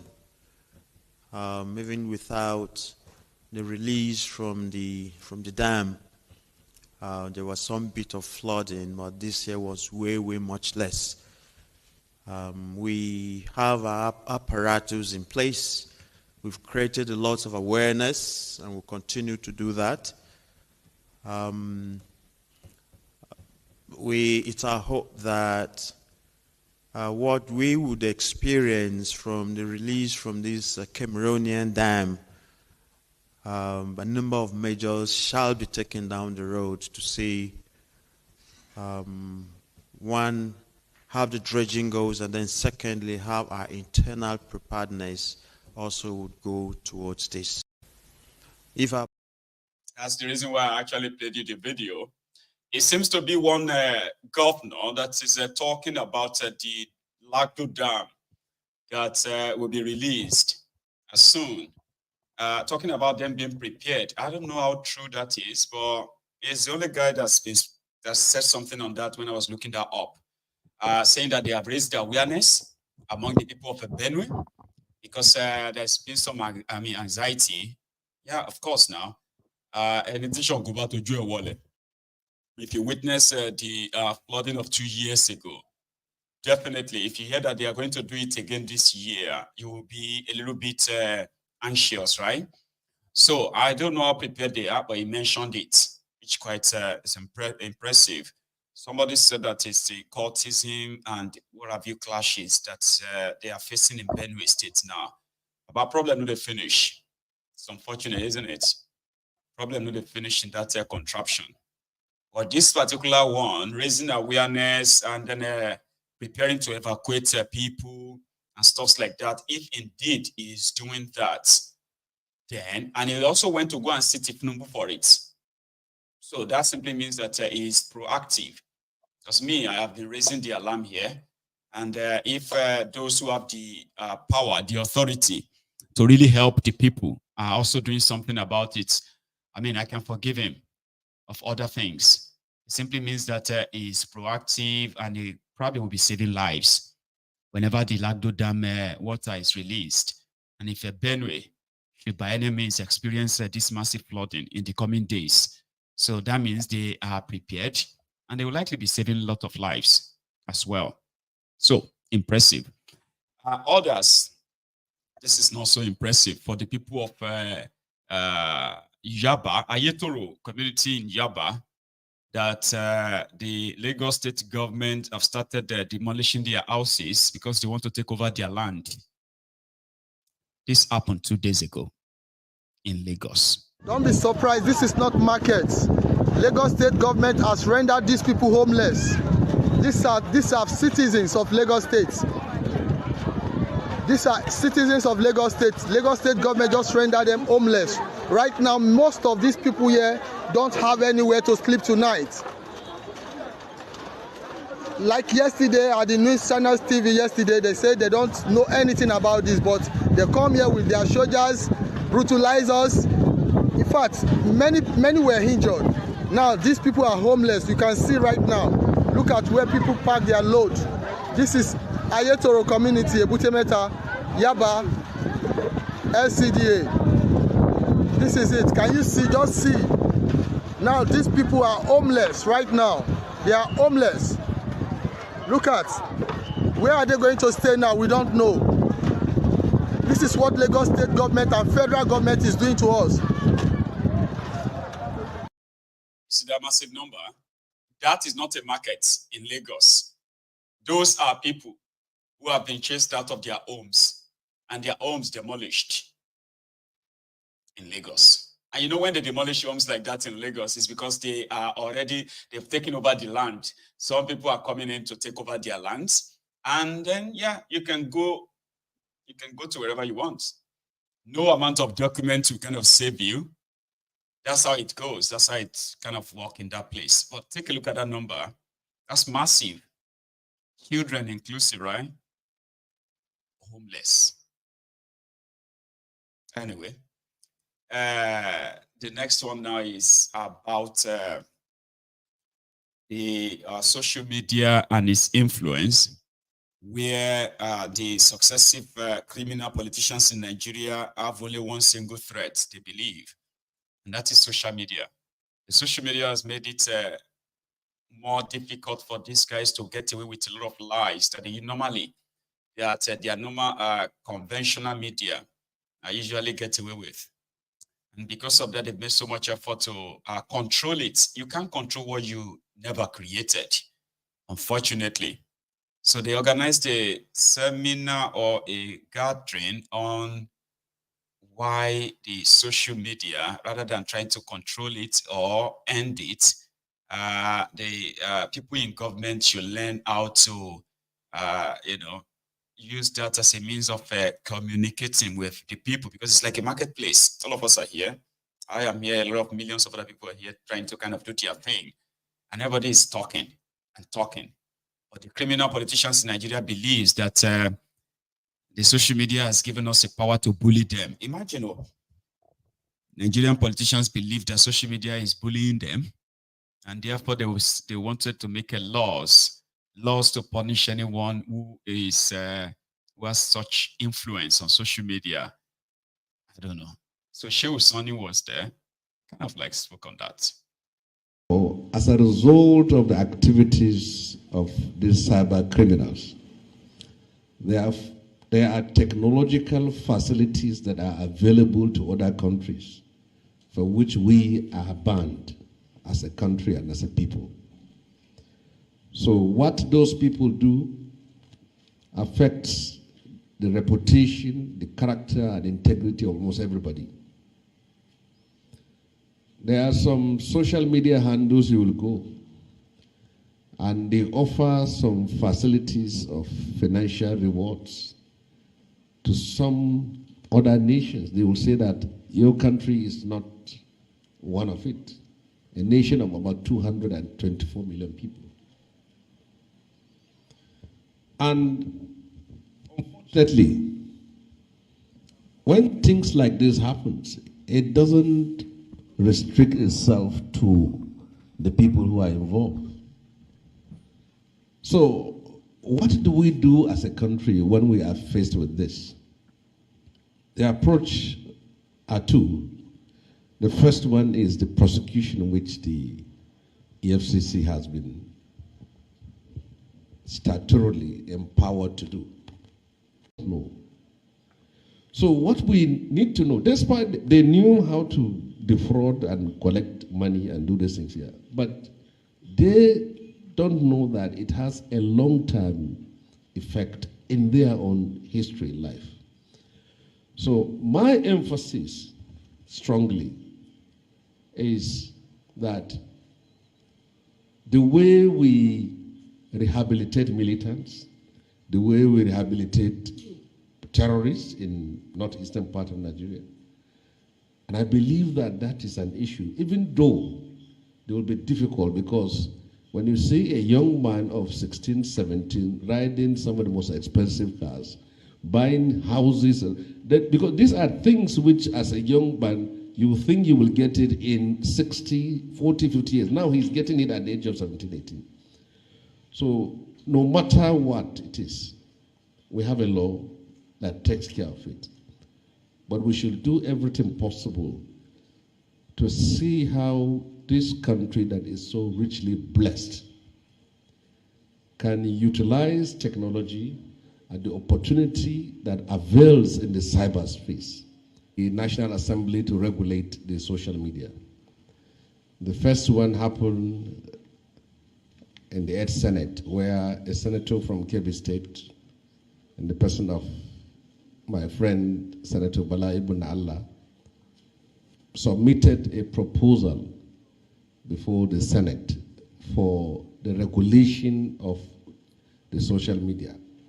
But as a result of civil objection and protest from the general public, the Senate was compelled to stand down that bill. The second attempt was under the Ahmed Lawan's National Assembly, where two senators from Niger State made a proposal. Sani and Sabi made a proposal for a bill to regulate the social media. And from their own, from the content of that bill, you can see that they posited that the social media has become the source of cyberbullying, misinformation, and also a tool for destabilization of the country. But you can't imagine a country without social media in the 21st century. We have seen in some countries where there were interventions to regulate seriously the social media. Brazil has banned X, and Australia itself has made an intervention on restricting the social media.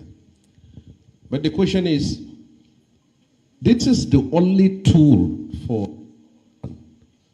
to hold the leaders accountable. Social media has become a people's parliament, where people can freely express themselves, and you can see changes in place.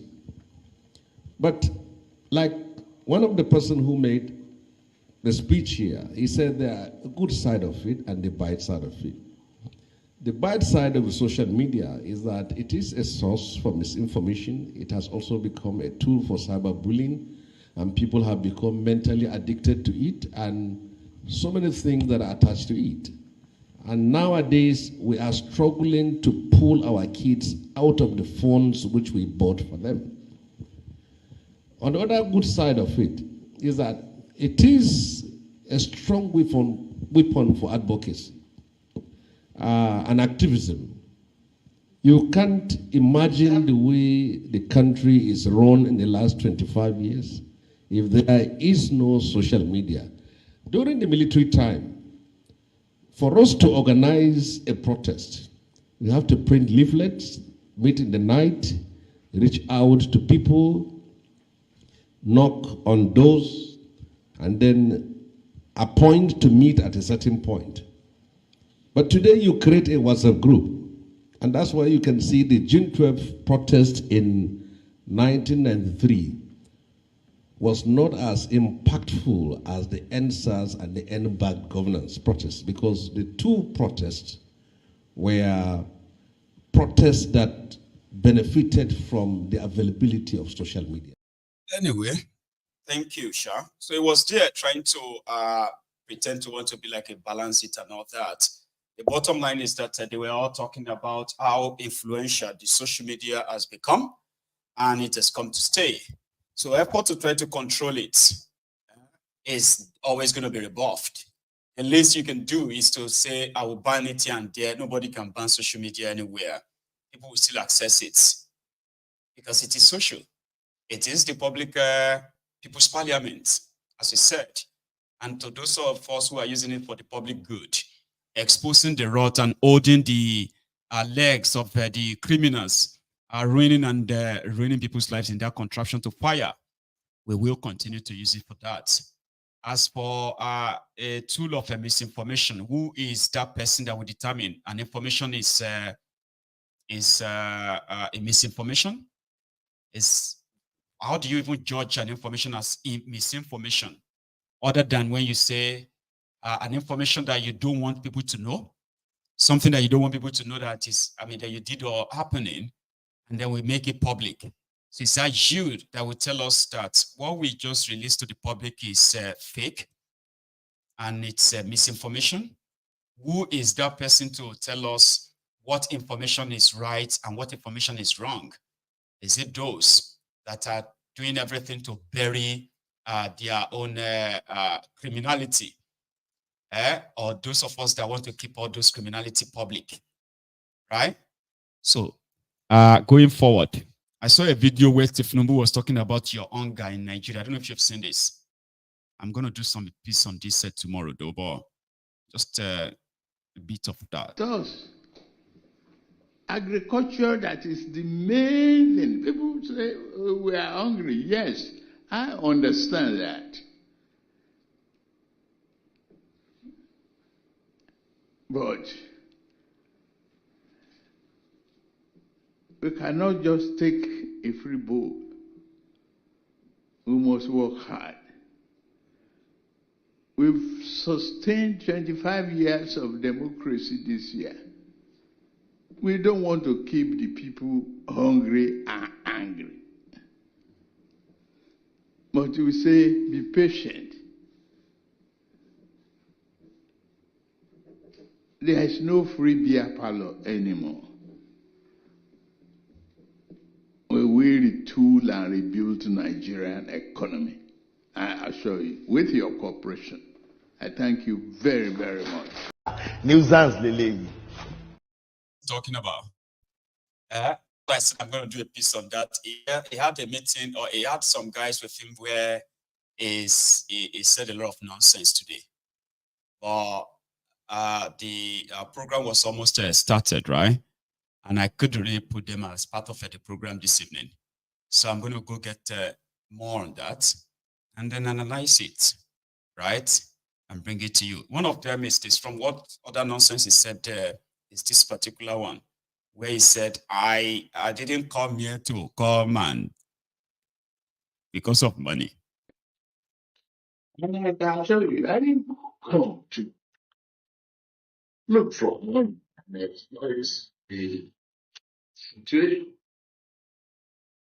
I came to work. I asked for the votes. And they gave it to me. Nuisance, Lily. Somebody gave you the votes, Kolu, okay? So he said, I didn't come here because of money. I came here to work. Right. Anyway, to everyone who has been part of this this evening, we are not taking calls this evening, okay? Probably we'll do that maybe tomorrow. Because I really want to start getting ready for their show in Edo tomorrow and others too. So thanks so much for spending your evening with me again. Please, as we are all signing out this moment, just make sure that you do like the broadcast, okay? Like it, share it. And to those who joined us maybe late, you can possibly watch this from the start again, okay? And the rest of us, good night. Enjoy the rest of your evening.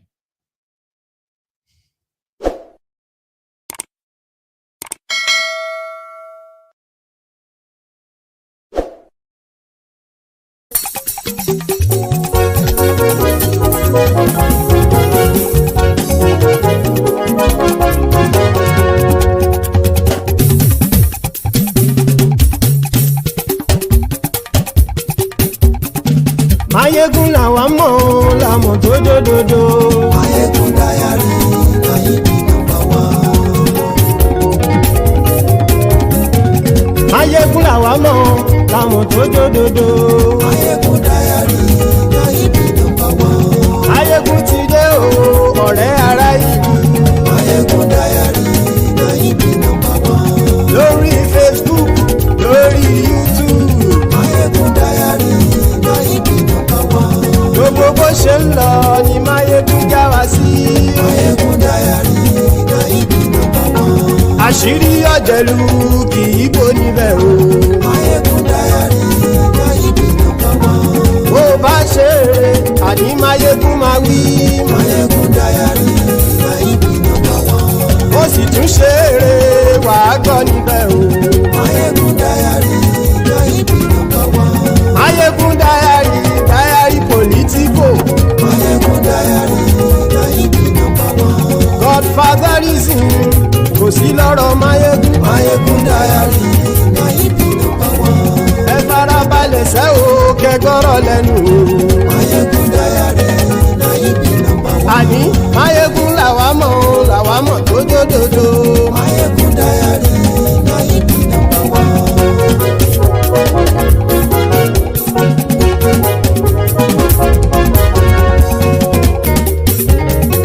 Àní ẹ̀sùn ràkì. Mayegun ti dé. Mayegun ti dé. Ọ̀jẹ̀lú ẹ̀sùn ràkì. Mayegun ti dé. Àní ẹ̀sùn ràkì. Mayegun ti dé. Lórí Facebook. Mayegun ti dé. Àní ẹ̀sùn ràkì. Mayegun ti dé. Lórí YouTube. Mayegun ti dé. Àní ẹ̀sùn ràkì. Mayegun ti dé. Bọ́ bàbá gbé wúrẹ́. Mayegun máa wí. Àní ẹ̀sùn ràkì. Mayegun ti dé. Ijó ìgbádìyẹ. Mayegun máa wí. Àní ẹ̀sùn ràkì. Mayegun ti dé. Bí pẹ̀sìdó bá rúfin o. Mayegun máa wí. Àní ẹ̀sùn ràkì. Mayegun ti dé. Bí gómìnà kówó jẹ. Mayegun máa wí. Àní ẹ̀sùn ràkì. Mayegun ti dé. Ọlọ́pàá ti ń darí bá. Mayegun máa wí. Àní ẹ̀sùn ràkì. Mayegun ti dé. Aṣòfin tí ń rúfin o. Mayegun máa wí. Àní ẹ̀sùn ràkì. Mayegun ti dé. Òpùrọ́ olóṣèlú. Mayegun máa wí. Àní ẹ̀sùn ràkì. Mayegun ti dé. Ọ̀jẹ̀lú ẹ̀sùn ràkì. Mayegun ti dé. Àní ẹ̀sùn ràkì. Mayegun ti dé.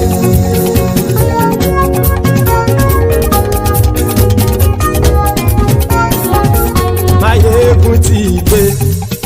Gbogbo ọ̀jẹ̀lú ẹ̀sùn ràkì. Mayegun ti dé. Gbogbo ọ̀jẹ̀lú ẹ̀sùn ràkì. Ṣùgbọ́n ní bá ti ṣe èyí tó yẹ kí wọ́n ṣe, ọmọ bá dèrò ní fi wọ́n níran o. Mayegun ti dé. Gbogbo ọ̀jẹ̀lú ẹ̀sùn ràkì. Mayegun ti dé. Gbogbo ọ̀jẹ̀lú ẹ̀sùn ràkì. ṣùgbọ́n ní bá ti ṣe yìí tó yẹ kí wọ́n ṣe ọmọ bá dẹ́rọ̀ ò ní fi wọ́n níran. wọ́n fowó bẹ́ẹ̀ o Máyégún ó sọ pé wọ́n ò fẹ́ bẹ́ẹ̀. wọ́n fowó bẹ́ẹ̀ Máyégún ó sọ pé wọ́n ò fẹ́ bẹ́ẹ̀. oníkanṣá ti ṣe yìí tó yẹ kí wọ́n ṣe fáwọn ará ìlú tó gbé wọn débẹ̀ o àyè. Máyégún ti dé gbogbo ọ̀jẹ̀lú ẹ̀ súnra kì.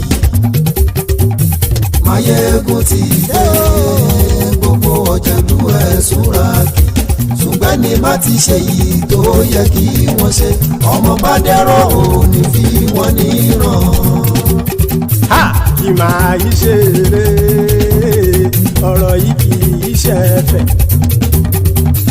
kì máa yí ṣe eré ọ̀rọ̀ yìí kì í ṣe ẹ̀fẹ̀. ẹni bá ti lè lẹ́bọ̀ lẹ́rù o ọmọ bá dèrò kàṣàyè tú wọn síta. Máyégún ti dé gbogbo ọ̀jẹ̀lú ẹ̀ súnra kì. Máyégún ti dé gbogbo ọ̀jẹ̀lú ẹ̀ súnra kì. ṣùgbọ́n ní bá ti ṣe yìí tó yẹ kí wọ́n ṣe ọmọ bá dẹ́rọ̀ ò ní fi wọ́n níran. tẹnitẹni ọmọ Máyégún ọ̀rẹ́ ara ìlú mọ̀mọ́ ni mo fọlọ́run sọ ẹ̀ bá kìlẹ́bù. lóòótọ́ olódodo ìlú ọ̀tá ìlú mọ̀mọ́ ni ìwọ ṣá máa ń ṣọ́ra kò sì mọ́ bẹ̀rù. bọ́tà ń lè rí bóníṣègùn lé káwọn mọ̀mọ́ fi ṣera wọn ni ó ti dẹrùn tí wọn ò gbọ́dọ̀ sè mọ́bẹ̀. èèpo ọ̀bọ lọmọ bá dérò tàjẹ́ ò gbọ́dọ̀ jẹ́ ó ti dọba lórí àbínú ẹni kò sì mọ́ bùyà. àìsíwọ́lu ní ẹnìkẹ́ ìgbódì ẹyin lábàrá o ó kó ẹni tó bá dán wò á kàmù.